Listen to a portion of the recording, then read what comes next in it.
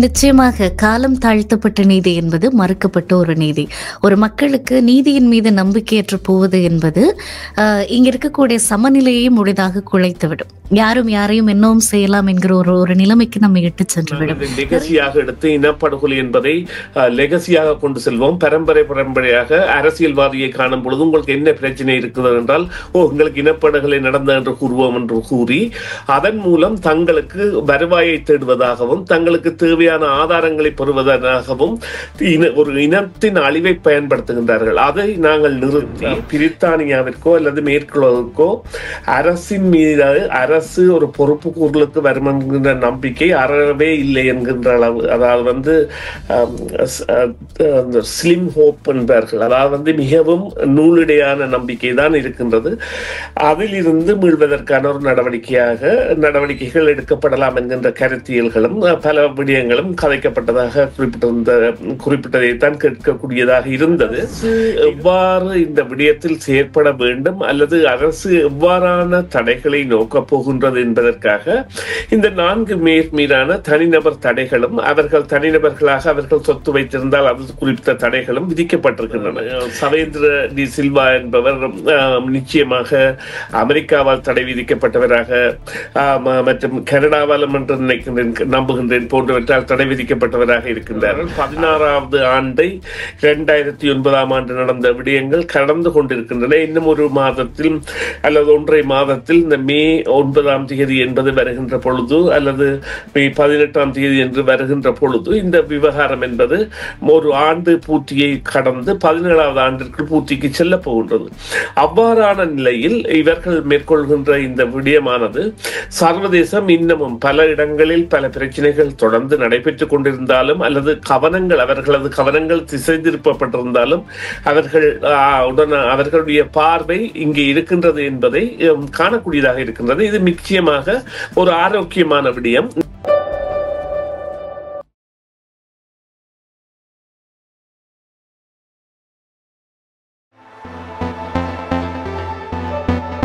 FM 101.3 அலைவரிசையில் CMR Tamil FM கேட்டுக்கொண்டிருக்கிறீர்கள்.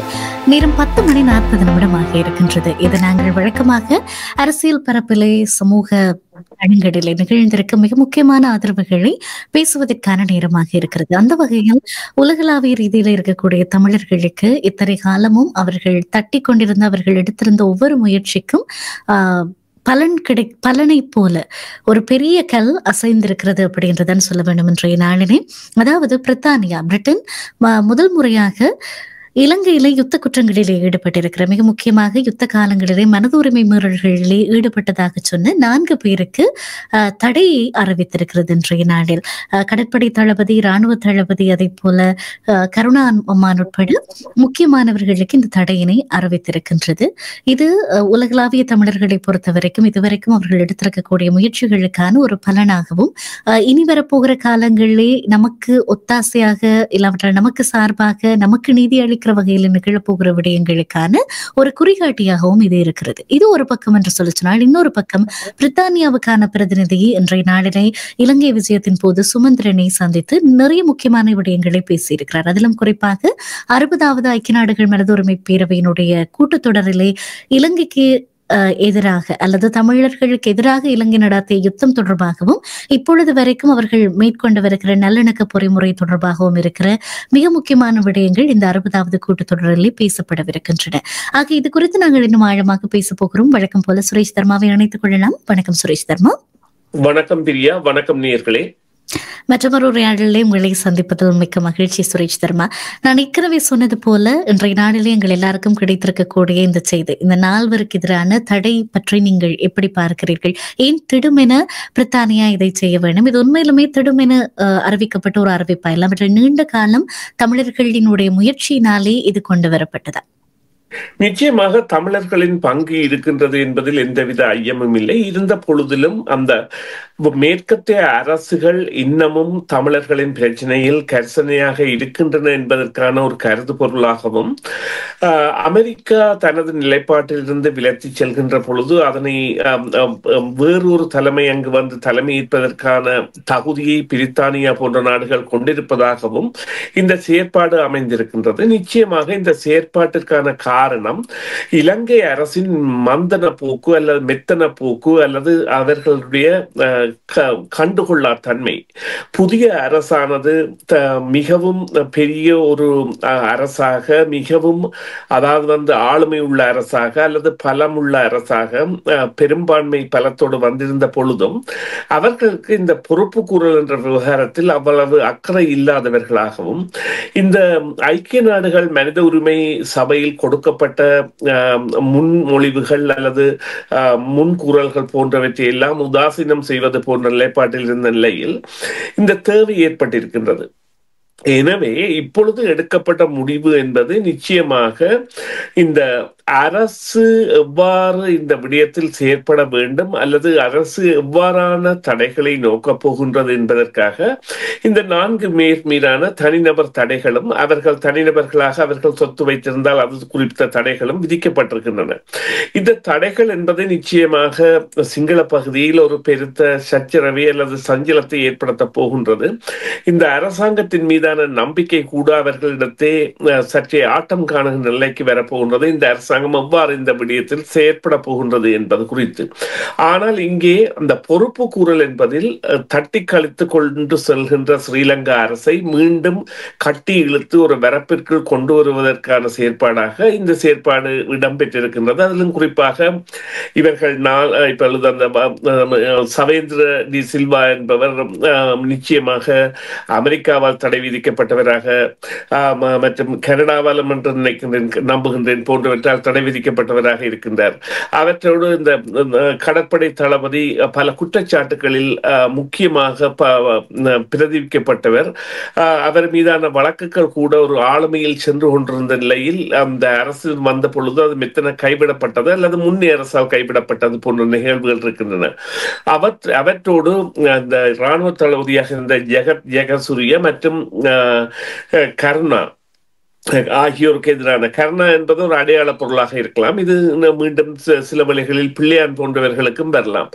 இவ்வாறான ஒரு தடை என்பது அதாவது ஒரு பேர் தடையாக அல்லது ஒரு அடையாள தடையாக தற்பொழுது அறிமுகப்படுத்தப்பட்டிருக்கின்றது. இது இலங்கை அரசை அதன் அதாவது தவிர்த்தல் போக்கிலிருந்து அல்லது அலட்சிய போக்கிலிருந்து மீள்வதற்கான ஒரு முயற்சியாக நாங்கள் பார்க்கலாம். இலங்கை அரசு நிச்சயமாக மீண்டு வர வேண்டிய தேவையை இது அவர்களுக்கு ஏற்படுத்துவதோடு உலக அரங்கில் இலங்கை தொடர்பான பார்வையை மீண்டும் இந்த மனித உரிமை விவகாரங்களில் கொண்டு வருவது. அதாவது இப்பொழுது பார்த்தீர்கள் 16வது ஆண்டை 2009ஆம் ஆண்டு நடந்த விடயங்கள் கடந்து கொண்டிருக்கின்றன. இன்னும் ஒரு மாதத்தில் அல்லது 1.5 மாதத்தில் இந்த மே 9ஆம் தேதி என்பது வருகின்ற பொழுது அல்லது மே 18ஆம் தேதி என்று வருகின்ற பொழுது இந்த விவகாரம் என்பது ஒரு ஆண்டு பூர்த்தியை கடந்து 17வது ஆண்டிற்கு பூர்த்திக்கு செல்ல போகின்றது.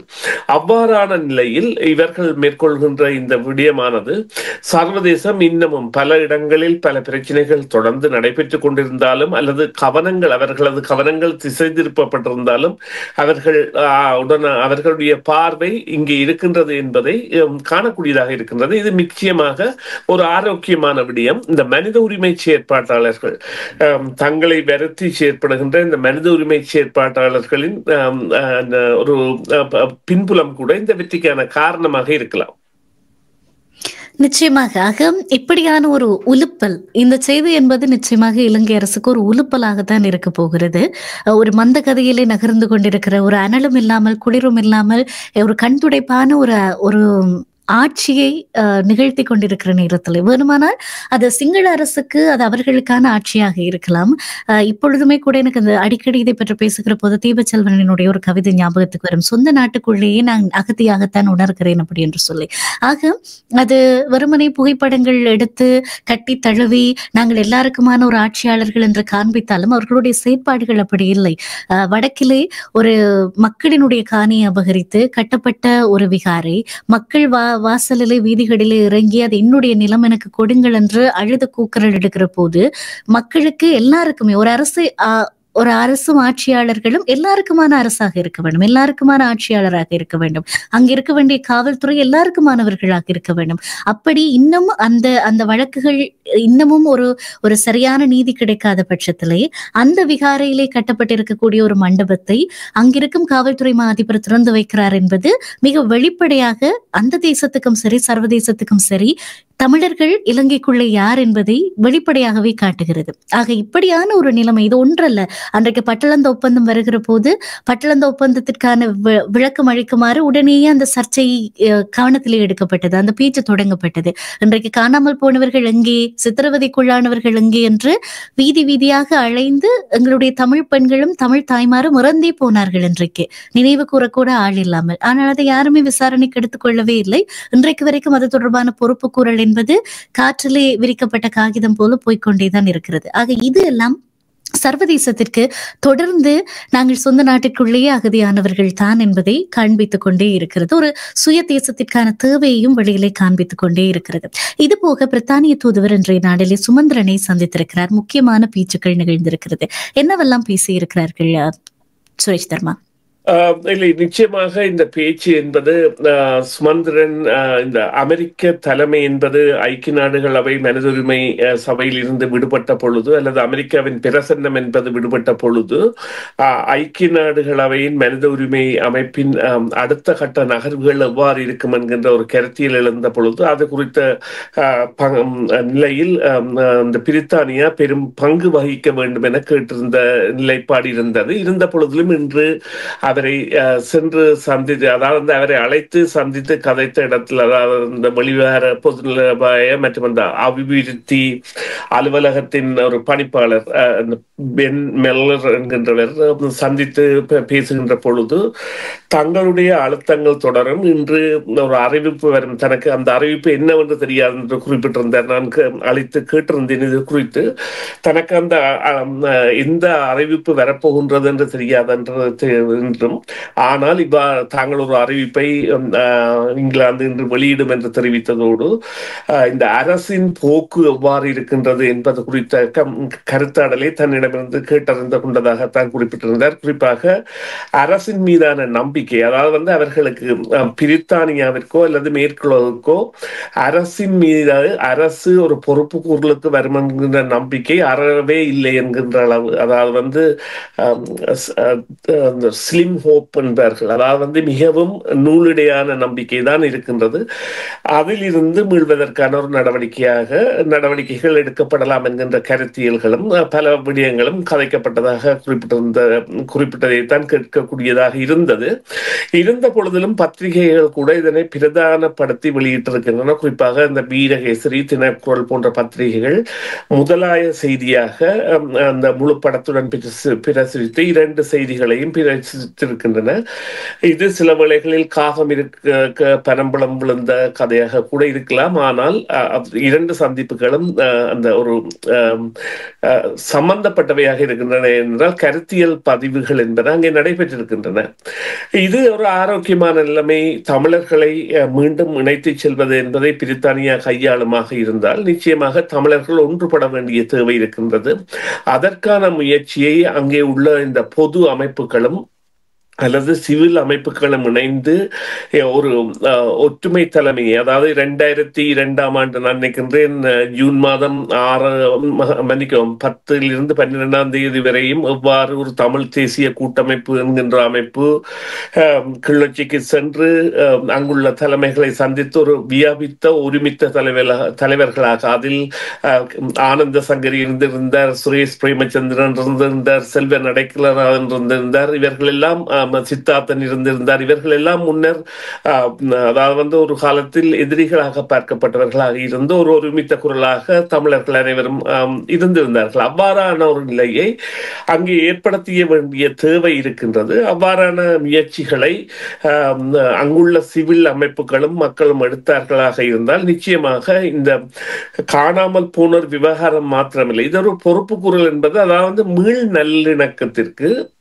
மீள் பரிசோல் reconciliation, அதாவது அந்த ஒரு என்ன நடந்தது எவ்வாறு என்பதை ஆராயாமல் முன்னோக்கி செல்வது என்பது சற்றே கடினமானது என்பதைத்தான் இந்த இந்த விடயங்கள் குறித்து நிற்கின்றன. அதற்காகத்தான் இந்த விடயம் கூட சில வேளைகளில் நிச்சயமாக சர்வதேச விசாரணையாக இடம்பெற வேண்டும் என்கின்ற கோரிக்கைகள் எல்லாம் இருக்கின்றன. அவ்வாறான நேரத்தில் தமிழர்களின் தலைமை என்பது ஒன்று இணைந்து செயற்பட வேண்டும் என்றால் இப்பொழுது இந்த அரசிற்கு ஒரு பேரிடி, அதாவது காரணி அமரசூரியாவாக இருக்கட்டும் அல்லது அனுர திசர குமார் நாயக்காவா இருக்கட்டும் அல்லது இன்னும் ஒரு தமிழ் அமைச்சர் பெண் அமைச்சர் இருக்கின்றார், அவர் தற்பொழுது அந்த ஐக்கிய நாடுகள் அவைக்கு கூட வந்திருந்தார்.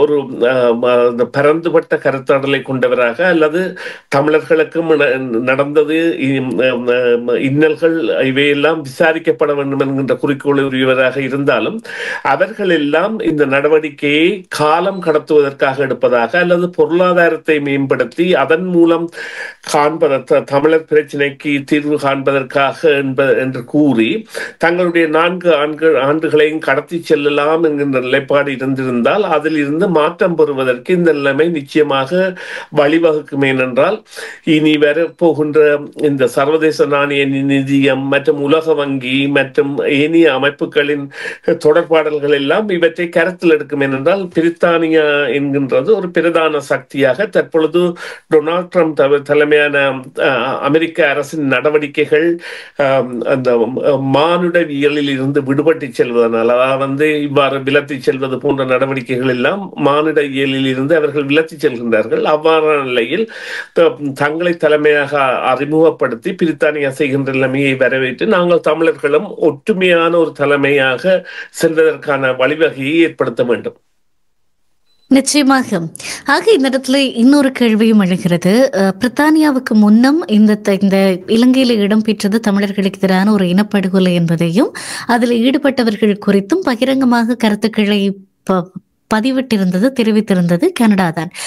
இங்கே ஒரு ஐயப்பாடு நிகழ்கிறது. அது வெறுமனே பேச்சாக மாத்திரம் முடிந்து விட்டதா, இல்லாவிட்டால் கனடா எங்கேனும் இதை ஆவணப்படுத்தினதற்கான சான்றுகள் எங்களுக்கு உண்டா? உண்மையிலேயே ஒரு தேசம் இன்னொரு தேசத்தை அங்கே நிகழ்ந்தது இனப்படுகொலை தான் என்று ஏற்றுக்கொள்ளுகிற போது அந்த தேசத்துடனான எல்லா உறவுகளையும் துண்டித்துக் கொள்ளும். மற்றபடி அங்கே இருக்கக்கூடிய தனது தூதரகத்தை மறுபடியும் எடுத்துக்கொள்ளும். இப்படி இதுதான் சர்வதேச எல்லைக்குட்பட்டு இப்படித்தான் நிகழும்.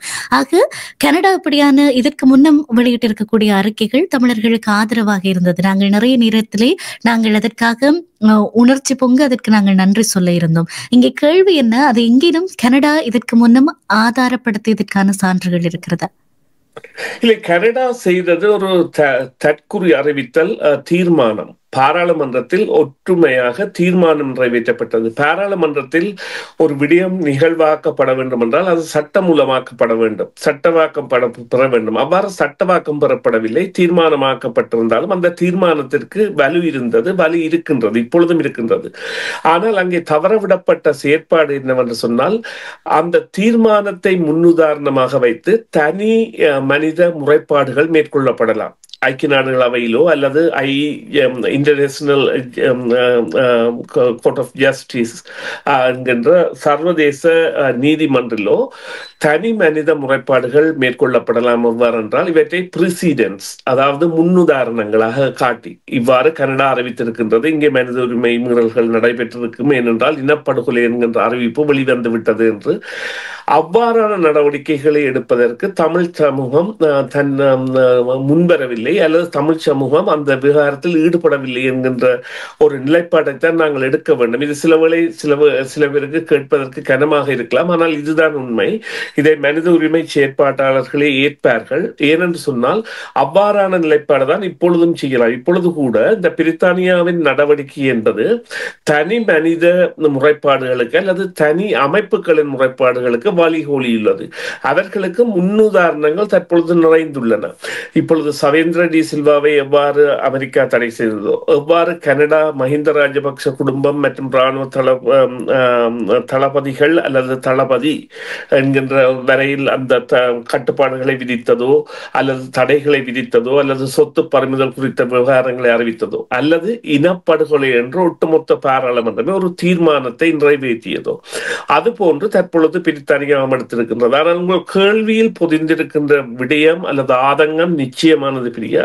நிச்சயமாக கனடாவின் அந்த தீர்மானம் என்பது வரவேற்க வேண்டியது. அது நிச்சயமான ஒரு அடுத்த கட்டத்திற்கு நகர்த்துவதற்கான முயற்சியை செய்ய வேண்டியவர்கள் யாரென்று சொன்னால் அது தமிழர்களாகவும் தமிழ் அமைப்புகளாகவும் இருக்கின்றன ஒழிய அது நிச்சயமாக நாடுகள் அல்ல. எனவே இந்த இடத்தில் தவறுவிட்டவர்களாக தமிழர்களே இருக்கின்றார்கள் என்பதை நாங்கள் ஏற்றுக்கொண்டு அடுத்த கட்டத்திற்கு எவ்வாறு செல்லலாம் என்பதை பற்றி யோசிக்கலாம் ஒழிய இது நிச்சயமாக விடப்பட்ட தவறு அல்லது நாங்கள் அறிந்து கொள்ளாமல் இருந்த விடயம். இவ்வாறான தனி மனித முறைப்பாடுகளும் தனி அமைப்புகளின் முறைப்பாடுகளுக்கும் ஆதாரமான முன்னுதாரணமாக இவை அமையும் என்பதும் அது நாடுகள் என்கின்ற பொழுது அவற்றிற்குரிய ஆதார சுருதி அல்லது அவற்றிற்குரிய பலம் என்பது பெரிது என்பதும் கண்டுகொள்ளாமல் விடப்பட்டிருக்கின்றது. இது கவலை தரும் விடயம். நிச்சயமாக இது ஒரு சாமானிய மக்களினுடைய கேள்வி, சாமானிய நேயர்கள் தரப்பில் இருந்து வந்திருக்கக்கூடிய கேள்வி. நீங்கள் இப்படி அரசியல் உரையாடல் செய்கிறீர்கள், கனடா அங்கேனும் இதை பதிவு செய்திருக்கிறதா, இல்லாவிட்டால் இதனுடைய அடுத்த கட்டம் என்ன? நாம் எல்லாருமே மகிழ்கிறோம், ஆனால் இதை தொடர்ச்சியாக கொண்டு சென்றோமா என்ற ஒரு கேள்வி இருக்கிறது இல்லையா என்கிற கேள்வி எழுப்புகிற போதுதான் இந்த விடயத்தோடு அது ஒத்து வருகிறதுனாலே நான் இந்த இடத்துல இந்த கேள்வியை பதிவு செய்திருந்தேன். உண்மையிலுமே கேட்டுக்கொண்டிருக்கிற தமிழ் அமைப்புகள் நாம் என்ன செய்ய வேண்டும் என்று யோசிக்கிற இதை நீங்கள் சரியாக ஃபாலோ அப் செய்து இதனுடைய அந்த காத்திரத்தன்மையை சரியான இடத்திற்கு நாம் கொண்டு போய் அதை பயன்படுத்தினாலே போதுமானது இல்லையா? ஆக அதையும் இந்த இடத்துல பதிவு செய்து கொண்டு எங்களுடைய இந்த சர்வதேச நீதிக்கான பொறிமுறை என்பதும் பயணம் என்பதும் மிக நீண்ட பயணம். இந்த நீண்ட பயணத்திலே பிரித்தானியாவினுடைய இந்த அறிவிப்பு என்பது எத்தகைய ஒரு தாக்கத்தை எதிர்காலத்திலே செலுத்தும் என்று நினைக்கிறீர்கள்? இந்த அளவுக்கு பலமான ஒன்றாக நமக்கு இருக்க போகிறது. நிச்சயமாக இது பலம் எவ்வாறு சொன்னால் இப்பொழுது அரசாங்கத்தை மீண்டும் கட்டுக்குள் கொண்டு வருவதற்கான நடவடிக்கையாக இது இடம்பெறுகின்றது. அதை எவ்வாறு கூறலாம் என்று சொன்னால் இது அதாவது பொறிமுறைக்கான நடவடிக்கை நீண்ட காலம் என்று சொல்வதை நாங்கள் சற்றே தவிர்க்க வேண்டும். என்றால் காலங்கள் நீண்டு செல்கின்ற பொழுது சாட்சியங்களும் சம்பவ சாட்சியங்கள், அதாவது இந்த சாட்சியங்கள் என்கின்ற பொழுது பல வகையான சாட்சியங்கள் இருக்கின்றன. ஒன்று தடயங்கள் மற்றும் வாழும் சாட்சியங்கள் மற்றும் நடைபெற்ற அதாவது சம்பவ சாட்சியங்கள் போன்ற பல இத்தியாதியான சாட்சியங்கள் இருக்கின்றன. ஒரு சாட்சியம் என்பது ஒரு மானிடராக இருக்கின்ற பொழுது அவருடைய உக்கிரம் கூட குறைந்து போகலாம். 10-15 வருடங்களாகி 16 வருடம் 17 வருடம் ஆகின்ற பொழுது எதற்காக நான் மட்டும் இதில் போராட வேண்டும் அல்லது இதற்காக நான் இதில் போய் சாட்சி சொல்ல வேண்டும், நான் இப்பொழுது வேறொரு வாழ்க்கைக்கு வந்துவிட்டேன், எனக்கு இதில் இது தேவையில்லை, ஓகே இறந்தவர்கள் இறந்தபடியே நாங்கள் அவர்களுக்காக பிரார்த்தித்துக் கொண்டே இருக்கக்கூடாது போன்ற மனநிலை மாற்றங்கள் என்பன ஏற்பட்டுவிடும். எனவே அதற்காக விரைவுபடுத்த வேண்டும். மற்றது தடய சாட்சியங்கள். அந்த தடய சாட்சியங்கள் என்பன நிச்சயமாக அழிவிட்டு போகக்கூடியவை, சிதைந்து போகக்கூடியவை, மண்ணோடு மண்ணாக போகக்கூடியவை அல்லது அவை இருக்கின்ற இடங்களில் கூட அவற்றின் இலத்திரனியல் சாட்சியங்களாகவோ அல்லது வீடியோக்களாகவோ ஒளிப்பதிவுகளாகவோ இருக்கின்றவை கூட காணாமல் போகலாம் அல்லது வைத்திருப்பவர் மரணிக்கலாம் அல்லது வைத்திருப்பவர் கூட வெறுத்து போய் அவற்றை அழித்து விட்டு செல்கின்ற நிலைப்பாடுகள் கூட இடம்பெறலாம். அவ்வாறெல்லாம் இடம்பெற்றிருக்கின்றது. ஏனென்றால் ஒரு இணையதளம் இவ்வாறான விடய கோப்புகளை கொண்டிருந்ததான ஒரு இணையதளம் இருந்திருந்தது. அந்த இணையதளத்தை நடத்தியவர் அதை மூடிவிட்டு சென்ற பொழுது அதற்கான தொடர்பாடலோ அதற்கான செயற்பாடுகளோ இல்லாமல் போய்விட்டன. அதே போன்று பல நாடுகளிலும் எடுக்கப்பட்ட சாட்சியங்கள், இந்த இவ்வாறான முறைப்பாடுகள் நாடுகள் ரீதியாக எடுக்கப்பட்டன. அவர்கள் எடுத்தவர்கள் எல்லாம் மரணித்தவர்களாக போய்விட்டார்கள். அப்பொழுது அந்த சாட்சியங்கள் எங்கே சென்றன, எவ்வாறு பயன்படுத்தப்படுகின்றன, அவற்றை கையிருப்பில் வைத்திருந்த எந்தவித பிரயோசனம் இல்லை. எனவே நீண்ட காலம் எடுக்கும் என்பது காலத்தை கடத்துகின்ற அல்லது தங்களுடைய வாழ்வியலுக்காக தமிழர்களின் இன அழிவை பயன்படுத்துகின்ற, தங்களுடைய வாழ்வியலுக்காக அரசியல் ஆதாயத்தை தேடுகின்ற சில தனிநபர்களின் அல்லது அமைப்புகளின் ஒரு அடிவருடி நாதம்தான் அந்த காலம் எடுக்கும். நாங்கள் இதை லெகசியாக எடுத்து இனப்படுகொலை என்பதை லெகசியாக கொண்டு செல்வோம். பரம்பரையாக அரசியல்வாதியை காணும் பொழுது உங்களுக்கு என்ன பிரச்சனை இருக்கிறது என்றால், உங்களுக்கு இனப்படுகொலை நடந்த என்று கூறுவோம் என்று கூறி அதன் மூலம் தங்களுக்கு வருவாயை தேடுவதாகவும் தங்களுக்கு தேவையான ஆதாரங்களை பெறுவதாக ஒரு இனத்தின் அழிவை பயன்படுத்துகின்றார்கள். அதை நாங்கள் நிறுத்தி இந்த ஆதாரங்கள் எங்கே இருக்கின்றன, எவ்வாறு இருக்கின்றன, இந்த சாட்சியங்களை எவ்வாறு உடனடியாக விரைவாக செய்யலாம் என்று பார்த்து அதனை நகர்த்தி செல்வதே இதற்கான வழிவகையாகும். இல்லை என்றால் என்ன நடக்கும் என்றால், பிரித்தானியா இன்று செய்கின்றது, ஆனால் நாளை செய்யுமா என்பது தெரியாது. நாளை அரசு மாறுகின்ற பொழுது அது கிடப்பில் போடப்பட்டுவிடும். அல்லது இப்பொழுது இந்த நடவடிக்கைகளில் ஊக்கு சக்தியாக செயற்படுபவர்கள் கூட வயது முதிர்ந்து சென்று அந்த முயற்சிகளில் இருந்து விடுபடக்கூடிய நிலைப்பாடுகள் எல்லாம் இருக்கின்றன. எனவே இந்த போலிகள் இந்த நிலையை தங்களுக்கு ஆதரவாக இதை லெகசியாக எடுத்துச் செல்வோம் இதன் என்று கூறுவதை விட, அங்கே இறந்த மக்களுக்கான உயிர்த்தலையும் உயிர்ப்பித்தலையும் கொடுப்பதற்காக இந்த விடயம் என்பது உடனடி நடவடிக்கையாக மேற்கொள்ளப்பட வேண்டும். நீங்கள் அறிந்திருப்பீர்கள் பிரியா, சில தனி மனிதர்கள் தங்களுடைய அந்த மனித உரிமை செயற்பாடுகளில் எவ்வாறு முயற்சி செய்கின்றார்கள் என்று நீங்களே பலரை நேர்காணல் கண்டிருக்கின்றீர்கள். அவ்வாறானவர்கள் தங்களை இழந்து செய்கின்றார்கள். ஆனால் இந்த அமைப்புகள் போன்றவை இவற்றில் குளிர் காய்ந்து கொண்டிருக்கின்றன. அவை நிறுத்தப்பட வேண்டும். அதை அவர்கள் நிறுத்தினால்தான் பிரபஞ்சம் அவர்களை மன்னிக்கும். அதனைத்தான் நாங்கள் இந்த காணாமல் போனவர்கள் சார்பில் அல்லது இனப்படுகொலையில் பலியானவர்கள் சார்பில் சொல்லக்கூடிய ஒரு விடயமாக இருக்கும். நிச்சயமாக காலம் தாழ்த்தப்பட்ட நீதி என்பது மறுக்கப்பட்ட ஒரு நீதி. ஒரு மக்களுக்கு நீதியின் மீது நம்பிக்கையற்று போவது என்பது இங்க இருக்கக்கூடிய சமநிலையை முழுதாக குலைத்துவிடும். யாரும் யாரையும் என்னவும் செய்யலாம் என்கிற ஒரு நிலைமைக்கு நம்ம இட்டு சென்று விடும்.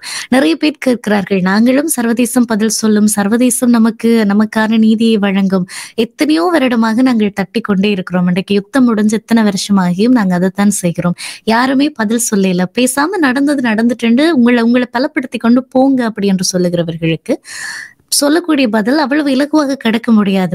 இது எதுவுமே முடியவில்லை இல்லையா? நாங்கள் இன்றைக்குமே வாழும் சாட்சிகளாக பார்க்கிறோம். இலங்கையில வெப்பநிலை அதிகரிக்கிற போது, நான் இதற்கு முன்னவும் அதை சொல்லி இருக்கிறேன், வடமாகாணத்துல இருக்கிறவர்கள் அவர்கள் சொல்லுகிறார்கள், உள்ளுக்குள்ள எல்லாம் தலைக்குள்ள எரியுது அப்படி என்று. என்ன எரிகிறதுன்னா, அந்த யுத்த காலத்துல ஷெல் விழுந்து அதற்கு மாற்றீடாக சில உலோக தகடுகள் உள்ளே வைக்கப்பட்டிருக்கிறது. அதோடு அவர்கள் இப்போது வரைக்கும் வாழ்ந்து கொண்டிருக்கிறார்கள். அந்த உலோகம் வெப்பநிலை அதிகரிக்கிற போது உருகுகிறது.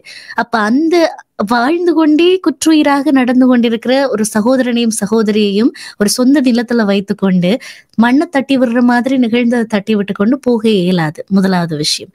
ரெண்டாவது என்னுடைய வீடு சூறையாடப்படக்கூடாது என்பதற்காக யாரோ ஒருவர் களத்திலே நின்று அதை காப்பாற்ற இருப்பார்கள். அவர்கள் என்ன நம்பிக்கையிலே அதை செய்திருப்பார்கள்? நாங்கள் நாளைக்கு ஒன்றென்றால் நாங்கள் நிற்போம் என்று சொல்லி. ஆக என்னுடைய வீடு பாதுகாப்பாக இருக்கிறது தானே, நான் ஒரு நல்ல வாழ்க்கைக்குள்ளே வந்து விட்டேன் தானே என்பதற்காக அதை கடந்து போகவே முடியாது. நாங்கள் சமூகமாக, மக்கள் கூட்டமாக, இனமாக நாங்கள் அத்தனை பேரும் இதற்கு பொறுப்பானவர்கள், பொறுப்பு கூறியே ஆக வேண்டியவர்கள். ஆக இந்த சர்வதேச பொறிமுறை என்பதும், இந்த கதவை தொடர்ந்து தட்டிக்கொண்டே இருப்பது என்பதும், எங்களுடைய நியாயங்களுக்காக குரல் கொடுத்து கொண்டே இருப்பது என்பதும் எங்கள் ஒவ்வொருவரிலிருந்தும் இன்றியமையாத பொறுப்பு என்பதுதான் உண்மை. உண்மையிலுமே பிரித்தானியா இந்த விடயத்திலே இவ்வளவாக செயற்பட்டிருப்பதே தமிழர்களுக்கு அதை செய்திருக்கக்கூடிய ஆகப்பெரும் கருணை, எல்லாவற்ற ஆகப்பெரும் நீதி. அது கருணை கிடையாது, ஆகப்பெரும் நீதி என்றுதான் சொல்ல வேண்டும். இது தொடர்பாக இனி வருகிற காலங்களிலே ஒவ்வொரு விடயங்கள் கொண்டு வரப்படுகிற போது நாங்கள் இன்னும் பேசலாம். நான் நினைக்கிறேன், இதை கேட்டுக்கொண்டிருக்கிற தமிழ் அமைப்புகள் நீங்கள் சொன்னது போலவே வெறுமனே பதர்களுக்காக நாங்கள் சண்டை போடாமல் உள்ளீடுகளுக்காக களத்தில் நின்றோமாக இருந்தால், உள்ளீடுகளுக்காக போராட்டங்களை நடத்துவோமாக இருந்தால் பிரயோஜனமாக இருக்கும் என்பதையும் பதிவு செய்கிறேன். நன்றி சுரேஷ் தர்மா, இந்த உரையாடலில் இணைந்தமைக்காக. நன்றி பிரியா, நன்றி நேயர்களே. மீண்டும் ஒரு பொழுதில் சந்திப்போம். சிஎம்ஆர் யூடியூப் சேனலில் இணைந்திருக்கும் நேர்கள் அனைவருக்கும் எமது நன்றி. காமெண்ட்ஸ் பகுதியில் உங்கள் கருத்துக்களை தெரிவிக்க தவறாதீர்கள். முக்கிய செய்திகள், காணொளி தொகுப்புகள், நேர்காணல் என பலதரப்பட்ட அம்சங்களையும் உங்களுக்காக தருகின்றது சிஎம்ஆர் யூடியூப் சேனல். சிஎம்ஆர் என்று சர்ச் செய்து எமது யூடியூப் சேனலை சப்ஸ்கிரைப் பண்ணுங்கள். உங்கள் உற்றார் உறவினர் நண்பர்களோடும் இந்த காணொளி தொகுப்புகளை பகிர்ந்து கொள்ளுங்கள். அருகில் இருக்கின்ற முக்கிய காணொளி தொகுப்புகளையும் தவறவிடாமல் பாருங்கள்.